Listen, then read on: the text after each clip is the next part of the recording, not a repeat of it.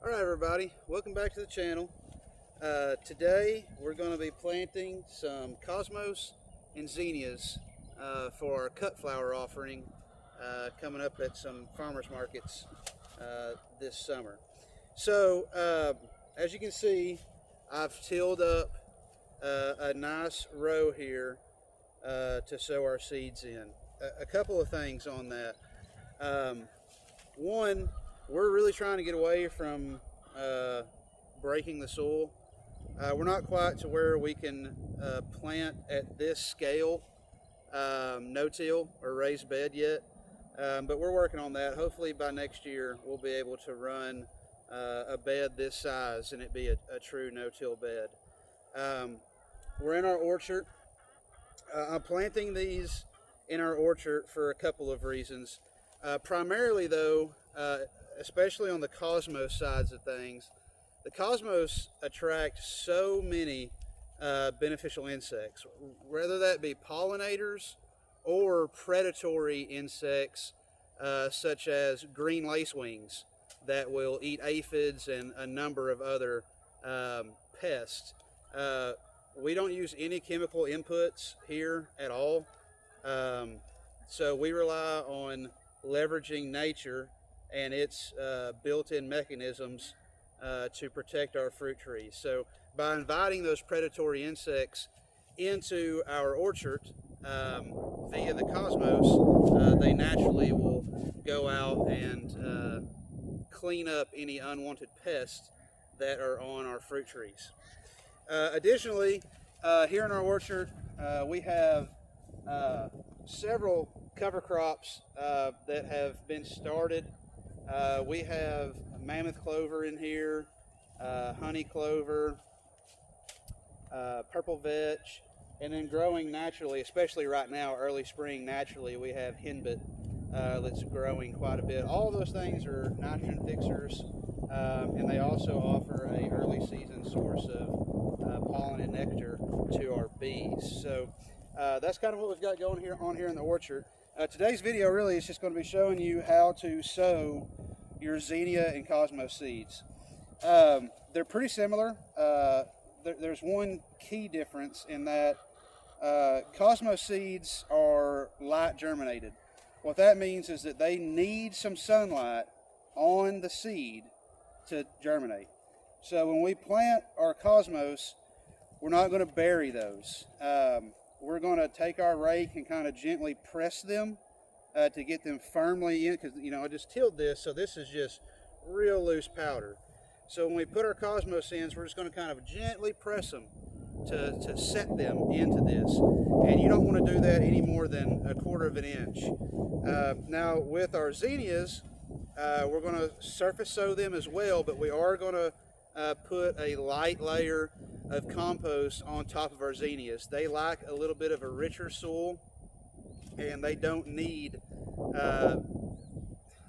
they like a little bit of light for germination, but they don't need anything like what Cosmos needs. So we're not going to bury them per se, but we're certainly going to broadcast about 1/8 of an inch, maybe up to 1/4 of an inch of compost on top of our Zinnia seeds. So again, as I mentioned, this project is a cut flower project. So I have a few different varieties here. I have 1 pound of each, right? So I have 1 pound total of Cosmos and 1 pound total of Zinnias. And we've got those split up between a few different varieties that we believe will sell good at market. Both of these plants come in a number of varieties, some of which are really exotic and really cool.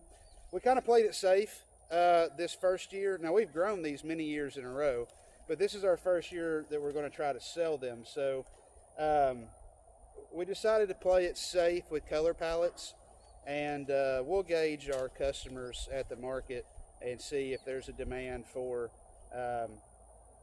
more exotic color palettes. The good thing and the unique thing about Zinnias and Cosmos is that these dudes, you can succession plant these like all year almost until maybe July, August. you can continue to plant these every 2 weeks and have a crop growing as you're harvesting a crop. So Zinnia Cosmos are great. So what we're going to do is I'm going to take you off the tripod here in a minute, and I'm going to show you just 2 real quick clips of us planting these seeds. Okay, so I misspoke. I'm not taking you off the tripod, I'm just moving the tripod. So we're going to start with our Cosmos, and I'm just going to broadcast by hand, and I'm going to overseed a little bit. I'm a pretty big proponent and believer in overseeding. So your packaging is going to tell you X amount of seeds per X amount of spacing. I usually double that personally. Now you can do what you want, but that's just how we like to do it. I want to make sure that I've got growth and that growth is proficient. So I'm just going to take me about a quarter of a handful and just broadcast it, just like Johnny Appleseed in the elementary play that you probably played in when you was a kid. I'm just going to take them and just broadcast them out. And I want to get good coverage there. I want to be able to see that I've overlapped a little bit, and then that's really all there is to it. And this in my hand here, this is a 1/4 pound. So this 1/4 pound, I'll pick you up just a tad. This 1/4 pound is going to do a pretty good stretch of our little bed here. You'll notice as I'm going down here, I don't know about y'all, but I got a squirrel brain and my memory's not great. So I'm making sure that I'm stepping in my bed a little bit here, and I'm using my footprints as a marker to show me what I've done and what I haven't done.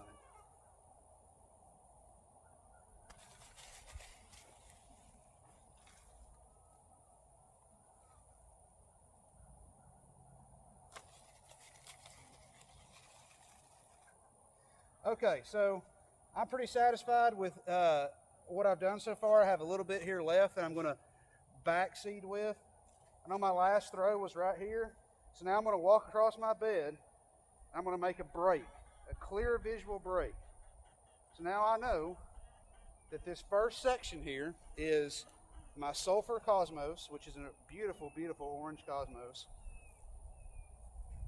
And I also now have a little I'm going to make it 3-step wide pathway here to walk between my beds when it comes time to do some harvesting. So there's my break and my walkway. I'm going to take what's left in my packet here, and I'm going to do just some bigger arcs. And I'm going to broadcast the rest of this, get it nice and seated well. Okay.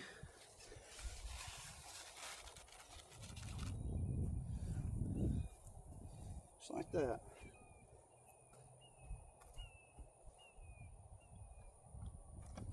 Nothing to it. Okay, so now that we've got our seeds broadcast, like I mentioned with these Cosmos, we want to come in, and I'm going to use this, I call it a pooper scooper shovel. But anyway, I'm going to use this big shovel, and I'm just going to gently take it and compress these guys into the soil. Up here so you can see this pretty good.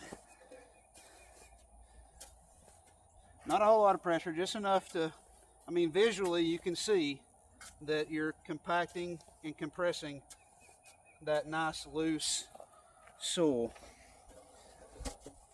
And that's just going to help your seeds, A, stay where they're at, because we're going to hit them with some water to water them in, and B, keep them from getting blown away in this spring wind we have here in East Texas right now.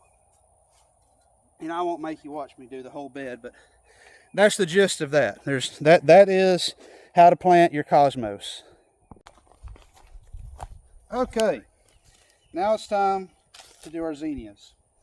So again, I'm going to overseed a little bit, and I'm going to broadcast them the exact same way. Just going to pour a little bit in my hand here,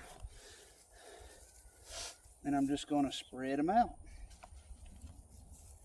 And I won't do the whole bed this time. I don't want y'all to have to sit through that. So I'm going to do a little bit here, just a little space here, and that's pretty good. Pretty good amount of seeds per inch. And then, like I mentioned, zinnias, they want a little bit of a richer soil. They don't need so much light germination. So I'm going to take some compost here from our compost pile. And just like on the pollinator mix in the English rose garden, I'm just going to take this, give it a little shaky, and broadcast it over my seeds. And there's no need to press these in like we pressed in the Cosmos. This little bit of compost here is plenty. So that gives us that 1/8 of an inch, 1/4 inch depth right there. Maybe just a little bit more. Yeah, about like that. And now that's ready to go. So what we'll do is I'm going to water these in now, or when I finish, I'm going to water them in. I'm going to label each bed, and we will periodically post a picture to our community post tab here on YouTube and to our Homestead Instagram, and just kind of show you the progress of these guys growing.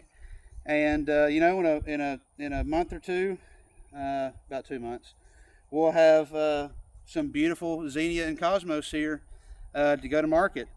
So thank you for watching. We really appreciate all the support. And as always, we'll see you in the next one.